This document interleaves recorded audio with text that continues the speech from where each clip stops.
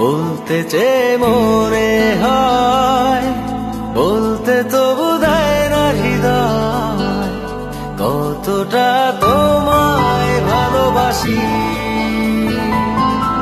চলতে গিয়ে মনে হয় দূরত্ব কিছু নয়, তোমারই কাছেই ফিরে আসি।